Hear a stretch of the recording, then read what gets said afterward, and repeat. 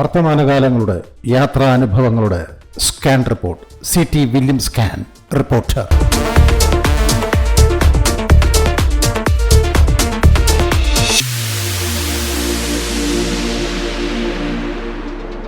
ഈ കാണുന്നത് തായ്ലൻഡിലെ ക്രാബി മഴക്കാടുകളാണ്. ഈ കാടുകളും ഇവിടുത്തെ ഗുഹാമുഖങ്ങളും പണ്ട് പുലിമടകളായിരുന്നു. അതുകൊണ്ട് തന്നെ ഞാൻ ഒരുതരം നിശബ്ദ നരിഗർജനം കേൾക്കുന്നുണ്ട് ഇവിടെ. ഇവിടെയാണ് ക്രാബിയിലെ പ്രസിദ്ധമായ നരിഗുഹാ ക്ഷേത്രം അഥവാ ടൈഗർ കേവ് ടെമ്പിൾ. ഇതൊരു ഭീമൻ ബൗദ്ധ ക്ഷേത്രമാണ്. ഇപ്പോൾ ഇവിടെ പുനരുദ്ധാരണം നടക്കുകയാണ്. ഇന്നിവിടെ നല്ല മഴയുമാണ്, സഞ്ചാരികളും കുറവാണ്. ചിത്രീകരണം എല്ലാം കൊണ്ടും ദുഷ്കരവുമാണ്. സത്യത്തിൽ തായ്ലൻഡിലെ കാഴ്ചകൾ എന്തെന്ന് എന്നോട് ചോദിച്ചാൽ, ഒരു സഞ്ചാരി എന്ന നിലയിൽ ഞാൻ പറയുക അവിടങ്ങളിലെ ബൗദ്ധ സ്തൂപങ്ങളെക്കുറിച്ചും ബൗദ്ധ ക്ഷേത്രങ്ങളെക്കുറിച്ചും ബൗദ്ധ സംസ്കാരത്തെക്കുറിച്ചുമാണ്. അത്ര കണ്ട് ബൗദ്ധ സ്പർശമുണ്ട് തായ്ലൻഡ് ഭൂമിക മുഴുവനും. പക്ഷേ ബഹുഭൂരിപക്ഷം സഞ്ചാരികളും പറയുക തായ് മസാജിനെക്കുറിച്ചും തായ് ലഹരിയെക്കുറിച്ചും തായ് രാത്രികളിലെ രാസലീലകളെക്കുറിച്ചുമായിരിക്കും. ഇത് സഞ്ചാരികളുടെ കുഴപ്പം കൊണ്ടല്ല, ടൂർ കമ്പനിക്കാരുടെ ദുരുദ്ദേശപരമായ കച്ചവട ലാക്ക് കൊണ്ടാണ്. എന്തായാലും നമുക്ക് ക്രാബിയിലെ ഈ ബൗദ്ധ ക്ഷേത്രം കാണാം. ടൈഗർ കേവ് ടെമ്പിൾ കാണാം. ശ്രീകൃഷ്ണന്റെ കാർമുകിൽ വർണ്ണം പോലെ ശ്രീബുദ്ധനും സ്വർണ്ണ നിറമാണ് ഇവിടെയും. ഈ ശില്പം കണ്ടുപോ തങ്കവർണ്ണനാണ് ശ്രീബുദ്ധൻ. ക്ഷേത്ര നിർമ്മിതിയിലും ശ്രീകോവിലിന്റെ വർണ്ണ സംവിധാനത്തിലും തനി തങ്കം തന്നെയാണ് പ്രധാനം.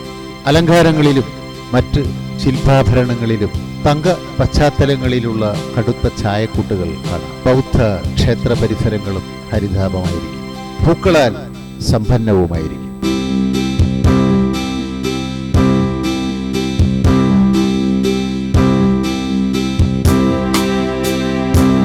ഇപ്പോൾ ഇവിടെ ക്ഷേത്ര പുനരുദ്ധാരണം നടക്കയാൽ ക്ഷേത്രത്തിലേക്ക് പ്രവേശനമില്ല.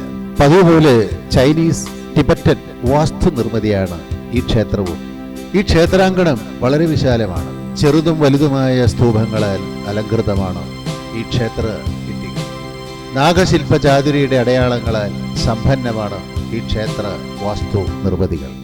വിചിത്രമായ നാഗപടങ്ങളാൽ ഇവിടം മുഴുവനും സ്വർണ്ണക്കെട്ടുള്ള സ്വർണ്ണനാഗങ്ങൾ ഇഴയുന്നതും ശുഭ്രവിഷപ്പല്ലുകൾ കാണിച്ച് ഫണം പിരിച്ചാടുന്നതും കാണാം.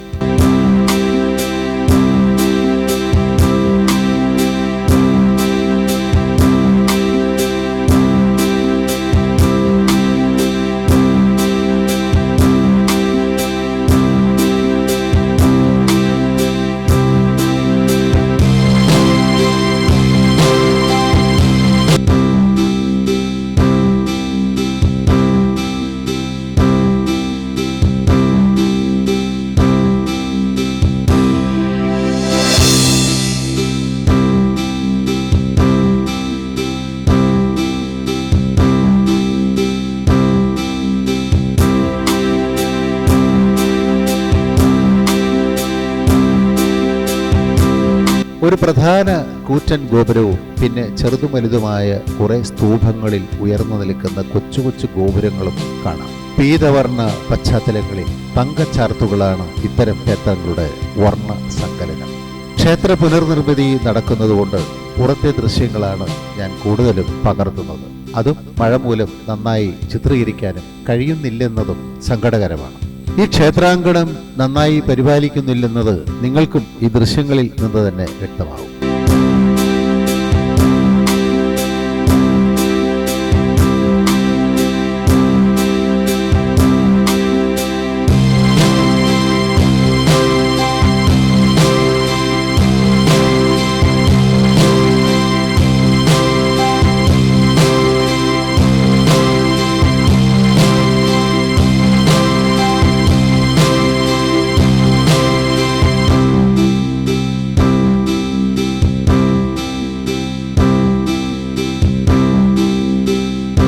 ഇവിടെ ഈ ക്ഷേത്രം പുനരുദ്ധാരണ ജോലികളിലാണെന്നറിഞ്ഞിട്ടും ടൂർ കമ്പനിക്കാരും അവരുടെ ഗൈഡുമാരും ഇവിടേക്ക് ചുമ്മാ സഞ്ചാരികളെ കൊണ്ടുവന്ന് പറ്റിക്കുകയാണ്.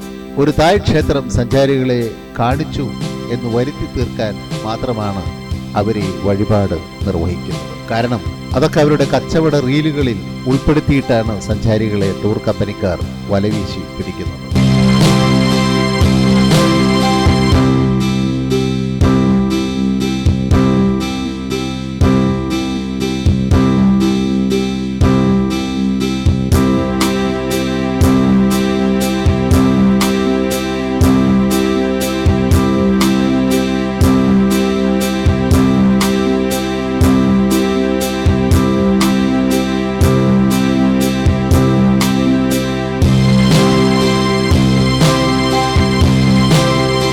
ക്ഷേത്ര പുനരുദ്ധാരണം മൂലമോ മഴ മൂലമോ അതോ സന്ധ്യയായതുകൊണ്ടോ ഇവിടം തീർത്തും നിർജീവമാണ്. സമീപത്തെ കെട്ടിടങ്ങളോ ധ്യാനകേന്ദ്രങ്ങളോ ഒന്നും സജീവമല്ല. ഏതാണ്ട് ഉപേക്ഷിക്കപ്പെട്ട ഒരു അമ്പല സ്ഥലിയിലൂടെ പോകുന്ന പ്രതീതിയാണ് ഇപ്പോൾ ഞാൻ അനുഭവിക്കുന്നത്. പുലിപാദ സ്പർശമേറ്റുകിടക്കുന്ന പുലിപാദ മുദ്രകളാൽ അലങ്കൃതമായ ഈ ക്ഷേത്രത്തിന്റെ ചെങ്കുത്തായ 1260 ഒതുക്കുകൾ കയറി ഉയരത്തിലെത്തിയാൽ സുവർണ സൂര്യന്റെ ചെങ്കതിരേറ്റ് ധ്യാനനിരതനായ ബുദ്ധനെ പ്രണമിക്കാം.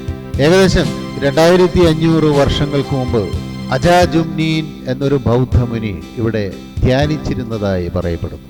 നിറയെ പുലികളുണ്ടായിരുന്ന ഒരു ഗുഹയിലായിരുന്നു ആ മുനി ധ്യാനിച്ചിരുന്നത്. അങ്ങനെയാണ് ഈ ക്ഷേത്രത്തിന് നരിഗുഹാ ക്ഷേത്രം എന്ന പേര് വീണത്. തായ് ഭാഷയിൽ വാട്ട് താം സൂയി ക്ഷേത്രം. ഇവിടുത്തെ ഗുഹാമുഖങ്ങളിലും ചുറ്റുപാടുകളിലും പുലിപാദ മുദ്രകൾ കണ്ടെത്തിയതോടെയാണ് ഈ ക്ഷേത്രത്തിന് ആ പേരുണ്ടായതെന്നും പറയപ്പെടുന്നുണ്ട്. ബുദ്ധദേവന്റെ പാദമുദ്രകളാലും ഈ ക്ഷേത്രം അലങ്കൃതമാണ്. 4 ഗുഹകൾ അടങ്ങിയ ഒരു ഗുഹാ സമുച്ചയത്തിലാണ് ഈ നരിപാദ ക്ഷേത്രം സ്ഥിതി ചെയ്യുന്നത്. തും കോൻതാൻ, തും ലോർ, തും ചാങ്ക്യോ, തും ലുക്ക് ഇവയാണ് ആ 4 ഗുഹകൾ. ഈ ഗുഹാപരിസരം നിറയെ മഴക്കാടുകളാണ്. പിന്നെയും കുറേ ഗുഹകൾ ഇവിടങ്ങളിലുണ്ടെങ്കിലും അവിടേക്കൊന്നും സഞ്ചാരികൾക്ക് പ്രവേശനമില്ല. മാത്രമല്ല മനുഷ്യ അസ്ഥിക്കൂടങ്ങളാൽ അലങ്കൃതവുമാണ് ഈ ചരിത്ര പൈതൃക ക്ഷേത്രം. ഇവിടെ ഇപ്പോൾ പുലികളൊന്നുമില്ല. തീരെ സൗഹൃദമില്ലാത്ത കുറെ കുറുമ്പൻ കുരങ്ങന്മാരാണ് ഇവിടം നിറയെ. ഇവിടെ ഒരു കൂറ്റൻ സുവർണ ബുദ്ധശില്പം കാണാം. പിന്നെ ക്രാബിയുടെ അതിമനോഹരമായ ഒരു പക്ഷിക്കൺ ദൃശ്യവും ആസ്വദിക്കാം. പക്ഷെ ഇന്ന് ഈ പറഞ്ഞ ഒരു കാഴ്ചയും സാധ്യമല്ല. കാരണം സന്ധ്യയ്ക്ക് 6 മണിക്ക് ഇറങ്ങും രീതിയിൽ വേണം ഉയരങ്ങളിലേക്കുള്ള ഒതുക്കുകൾ കയറാൻ. ഞാനിവിടെ എത്തുമ്പോൾ തന്നെ ഏതാണ്ട് 6 മണിയായി. മാത്രമല്ല ടൂർ ഗൈഡ് നമ്മളോട് ഒരു നുണയും പറഞ്ഞു. ഇപ്പോൾ ഇവിടുത്തെ ഒതുക്കുകൾക്ക് ഭയങ്കര വഴുക്കലാണ്, കയറുന്നത് ആപൽക്കരമാണ്. പച്ചക്കള്ളമായിരുന്നു അതെന്ന് ആ കുന്നു കയറി വന്ന സ്പെയിൻ സഞ്ചാരികൾ എന്നോട് പറഞ്ഞു. നിരുത്തരവാദ ടൂർ കമ്പനിക്കാരും അവരുടെ ഗൈഡുമാരും ഇങ്ങനെയൊക്കെയാണ് തന്ത്രപൂർവം സഞ്ചാരികളെ പറ്റിക്കുക. മാത്രമല്ല സഞ്ചാരികൾക്കും ഇവിടുത്തെ ക്ഷേത്രങ്ങൾക്കും ഒന്നുമല്ലല്ലോ പ്രധാനം. അവർക്കൊക്കെ ഇവിടുത്തെ മദ്യവും മദിരാക്ഷിയും മസാജും മാത്രം മതി. ടൂർ കമ്പനിക്കാർ അവർക്ക് കൊടുക്കുന്നതും അത് തന്നെ. അതാണല്ലോ വിനോദ സഞ്ചാര കച്ചവടം.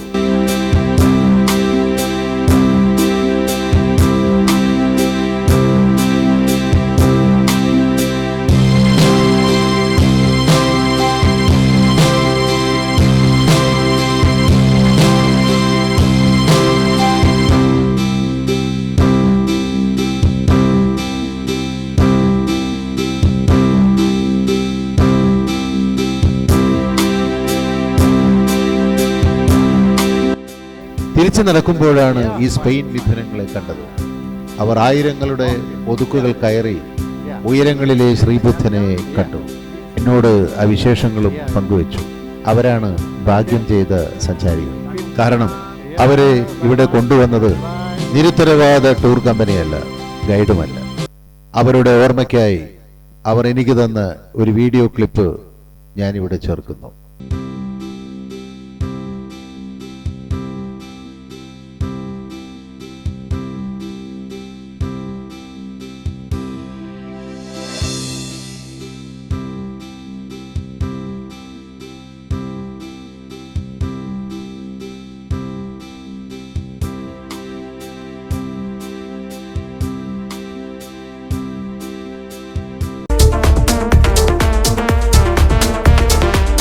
വർത്തമാനകാലങ്ങളുടെ യാത്രാനുഭവങ്ങളുടെ scan report. City William scan reporter.